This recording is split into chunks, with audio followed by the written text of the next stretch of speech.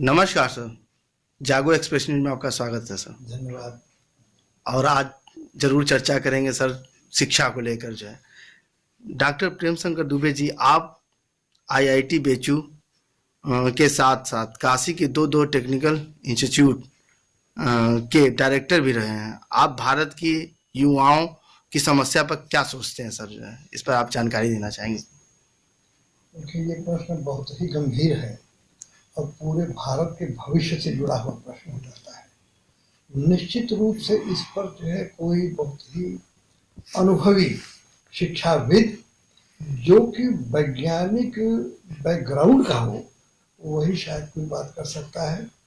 क्योंकि अब आपने ये प्रश्न छेड़ दिया है तो मैं बड़े सीमित शब्दों में इसके बारे में सिर्फ दो बात कहना चाहूँगा। नंबर एक ये कि भारत का युवा कहाँ जाएगा, रोजगार कहाँ बनेगा, और हमारी जो कि टेक्नोलॉजी की सिचुएशन है, स्थिति है, वो क्या है।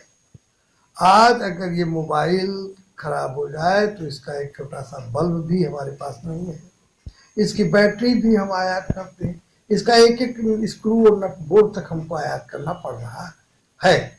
ऐसी स्थिति में ये बात उठती है कि हम कर क्या रहे हैं। हमारे इतने इतने बड़े बड़े जो है यूनिवर्सिटीज और आईआईटीज और प्रतिष्ठान क्या कर रहे हैं, क्यों नहीं हम अब तक जो है इनको आज बनाने लगी। देखिए कि हमारे देश के युवाओं की 80% से ज़्यादा समस्या हल होने लगेगी। उनकी बात ये उठती है कि हमको जो है युवाओं को रोजगार प्रदान करने के लिए जो है नई दिशाएं सृजित करनी पड़ेंगी, जिस पर कि अब तक सरकारों द्वारा कुछ भी नहीं किया गया। युवाओं को तो जो डंडा टोपी लगा करके जो है उनको बहका करके कभी इधर कभी उधर किया गया, उनके लिए रोजगार हम नहीं पैदा कर पाए जो है। और बहुत अगर हुआ तो क्या हाई स्कूल कर लिया, इंटर कर लिया, बीए कर लिया, उसके बाद में मास्टरी की लाइन में घुसने लगे जो है, वहां भी वो सफल नहीं हो पाए, क्योंकि वो हृदय से जो है शिक्षा के प्रति समर्पित नहीं है। शिक्षा के प्रति जो व्यक्ति समर्पित होगा, उसकी सोच, उसकी भाषा, भाव भंगिमा सब कुछ परिवर्तित हो जाती है। तो जरूरत इस बात की है कि हम एक वैज्ञानिक दृष्टिकोण पूरे देश में पैदा करें। रोजगारों को जो है वर्तमान स्थिति को देखते हुए तत्काल नए दिशा देनी पड़ेगी, ताकि जो है जो ये विकसित देश अपने सड़े गले उत्पादों को हमारे सिर पर थोप रहे हैं, हमारे देश का शोषण हो रहा है, इसको रोका जा सके, जिससे कि युवाओं को सीधे बिना किसी मेहनत के जो है थोड़ा सा अपने में परिवर्तन करके वो जो है अपना स्थान बना सकते हैं। सर, एक सवाल मेरा है, जो है देश की वर्तमान बेरोजगारी और उद्योग में पिछड़ेपन, देश के जाने माने वैज्ञानिक व शिक्षाविद होने के नाते पर क्या कहना चाहते हैं? देखिए, इसके लिए सबसे ज्यादा जरूरत इस बात की है कि हम अपने शिक्षा की जो कि हमारे करिकुलम हम जिसे कहते हैं, सिलेबस जो बने हुए हैं, उनमें आमूल चूल परिवर्तन करें। वो परिवर्तन कैसा होगा ये भी आपको बताएं। वो परिवर्तन तब होगा जबकि ये तकनीकी, देखिए सारी चीजें तकनीकी से जुड़ी हुई हैं। कैसे पेचकस पकड़ना है, कैसे हथौड़ी पकड़ना है, कैसे काम करना है, बिजली का करंट कैसे मेजर करें, बिजली का वोल्टेज कैसे मेजर करें, ये सारी चीजें हमारे अपने छात्रों को बताना पड़ेगा।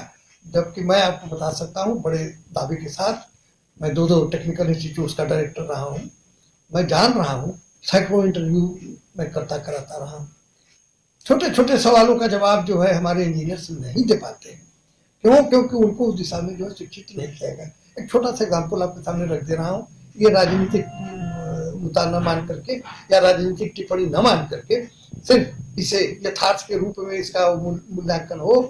राम जन्मभूमि का जो है मंदिर बनने जा रहा है, सारा योजना बन चुकी है, सब कुछ शुरू भी हो गया।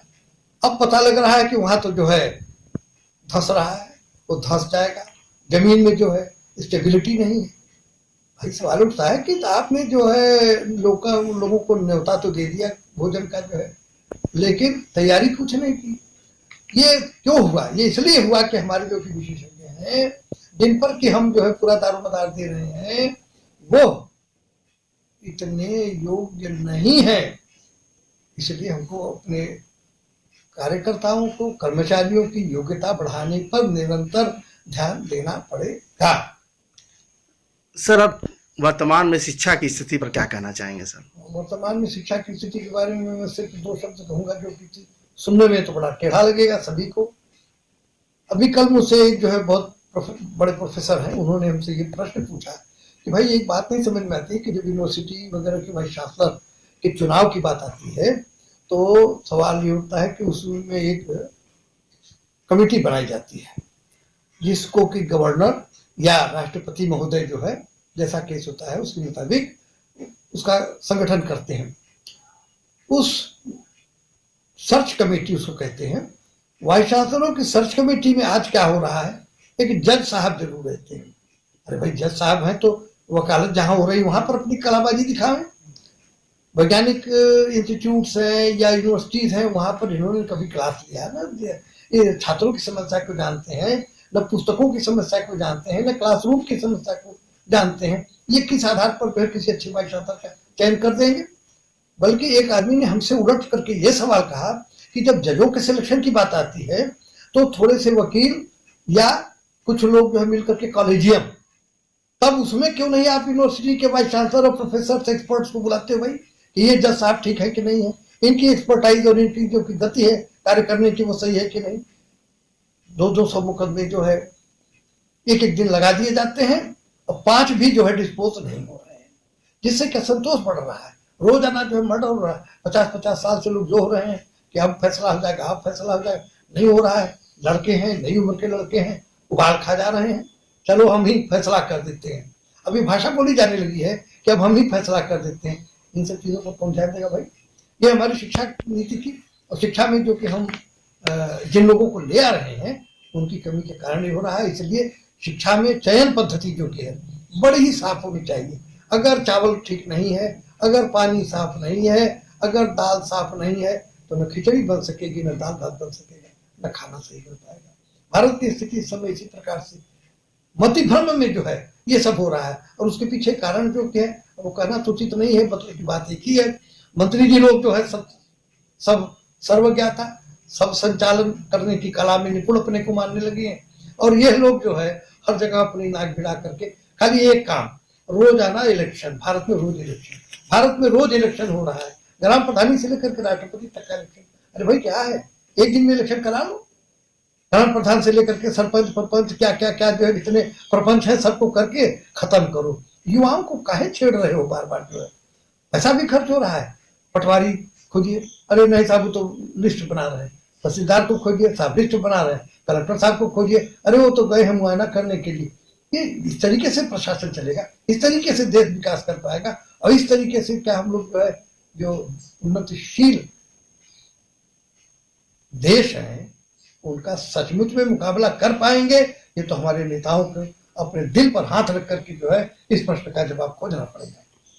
सर, जिस प्रकार से मेडिकल शिक्षा का क्या स्वरूप है और क्या वर्तमान स्थिति में बीमारियों के बढ़ते प्रकोप का मुकाबला संभव है या नीति परिवर्तन की आवश्यकता है सर, इस पर जो है।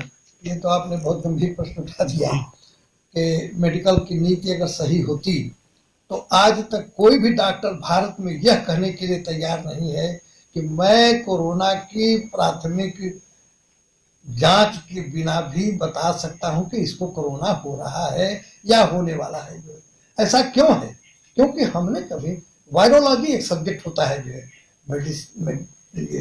मेडिकल स्टडीज में, वायरोलॉजी वायरस जो है।